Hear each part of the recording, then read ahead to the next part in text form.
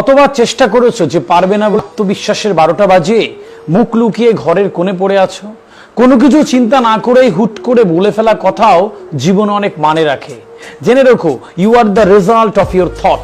যেমন চিন্তা করবে ফলটাও তেমন পাবে। কতবার চেষ্টা করেছো যে পারবে না বলে নিজেকে হেরে যাওয়া দলে দাগিয়ে দিচ্ছ? হেরে যাওয়ার আগে, ছেড়ে যাওয়ার আগে একবার হার না মানার জেদ নিয়ে চেষ্টা তো করো। কেউ তোমার পাশে থাকুক বা না থাকুক, সৃষ্টিকর্তা সবসময় তোমার পাশে আছেন। তাই আজ থেকে নতুন করে জীবন যুদ্ধে ঝাঁপিয়ে পড়ার প্রস্তুতি নাও। বিশ্বাস করো, সফল তুমি হবেই। জেনে রেখো, সফলতা কোনো গিফট নয় যে অন্য কেউ এসে তোমায় দিয়ে যাবে।